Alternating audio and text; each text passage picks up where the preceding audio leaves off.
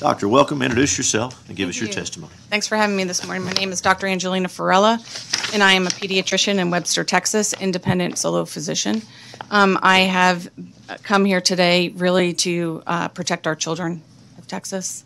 This is a very scary situation that we're in right now.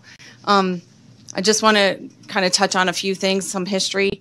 Never in history before have we given medications that were not FDA approved to people that were not initially studied in the trial. There were no trial patients that were under the age of 18. There were no trial patients that were previously exposed or had COVID. These are two very important points with this. The other issue is safety. I'm kind of a safety freak. I'm a pediatrician. I've been a pediatrician for over 25 years. I find myself a vaccine expert. I've given tens of thousands of vaccines in my office. I am not an anti-vaxxer.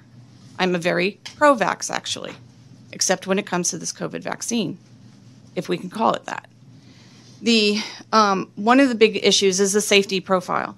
The safety and the adverse events recommendations through the ACIP, which is the Advisory Committee of Immunization Practices, they have made some recommendations in regards to the COVID-19 vaccine.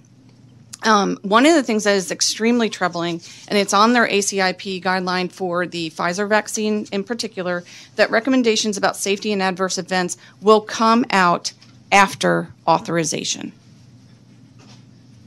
After authorization. This is a very scary issue. We find out data on safety before we subject our patient population to this.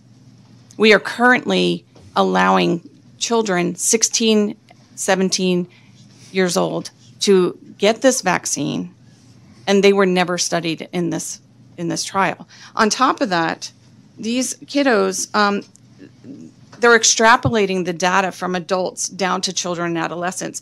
This is not acceptable. Children are not little adults. Not acceptable at all. Children have a 99.997% survivability from the COVID. 99.997%. Let me repeat that for you all to understand. And there's evidence that these children are actually a buffer. What that means is that these children actually, for some reason, do not spread the disease. Children are not super spreaders. So what we're doing to our kids right now is actually criminal. We are isolating them. We are putting them in masks, which is also clinically dangerous. We are also telling them that, psychologically telling them that if they bring COVID home, they're going to kill grandma, granddad, aunt, uncle, mom, and dad. That is a horrible, horrible situation to put on our kids.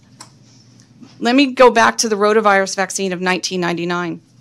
I've been in practice long enough that I actually was giving rotavirus back in 1999, and it was pulled off the market then because of 15 cases of intussusception. Intussusception is where the gut telescopes on itself. Intussusception is not necessarily life-threatening. It sometimes self-reduces, but the rotavirus vaccine was actually pulled immediately, and we stopped giving it to our kids. And what has happened with this particular vaccine is appalling to me.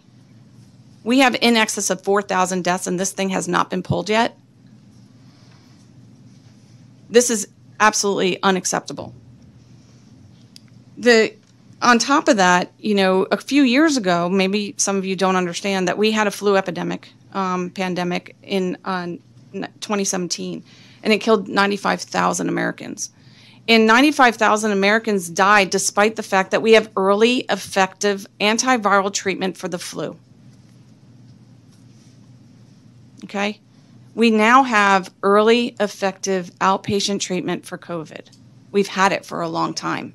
As a pediatrician, I stepped up to the plate in Texas to help Texans, adults, because doctors in my community shut their doors, locked their doors, and refused to treat patients. I've seen hundreds of adults active COVID. I've also treated post-vaccine problems in adults. This is, again, me stepping up to the plate. I'm becoming very vulnerable because as a pediatrician, this is not my wheelhouse, but my wheelhouse is infectious disease. I see lots of little kids. They are Petri dishes. The reason why they're a buffer is exactly that reason. They have something called a thymus. A thymus helps them with T-cell immunity. So that's another point for you to understand. Thank you for allowing me to speak. Doctor, thank you. Senator Lucio has a question for you, Senator. Of the people that you stated have died because of influenza, what percentage of those people had that early Early effect, like Tamiflu or Amantadine or other antibiotics. I mean, were these people that died that didn't have any kind of medication? Well, that's a very interesting question because the way the influenza is recorded, it is not an actual reportable disease in some counties, states. So the national numbers through the CDC are estimates, but we know that it's available. I understand that, but you see, you led me to believe that they had died, even though they had. There's availability to that Correct. Medicine, but you led me kind of to believe in your presentation that they had died, even though some of them had taken. I'm sure there were some that did take it. Yes, there's high risk individuals that we can only do so much. Well, we don't have. But there's no statistics guidance. Or anything. Correct. Are you here testifying for yourself or for your profession, your pediatricians, let's say, of Texas? Myself. Yourself. Okay. Thank you. Thank you, Senator. Any other questions for the witness? Senator Hall. With your experience, you're talking about going back to 1999 or maybe before, has there been another vaccine that had the high incidence of serious hospitalizations and deaths that this vaccine is now showing? Not to this extent, absolutely not. Not even this one, not even close. Not even close. Any other vaccine would have been pulled from the market. Absolutely, it would have been pulled probably within the first few, just Right. as we've seen in the past. What was it? And have you seen any other vaccine that was put out for the public that skipped the animal test? Never before, especially for children. And as what I've read, they actually started the animal test, and because the animals were dying, they stopped the test. Correct. Folks, I think that's important to understand there, that what we're talking about is the American people are now the guinea pigs.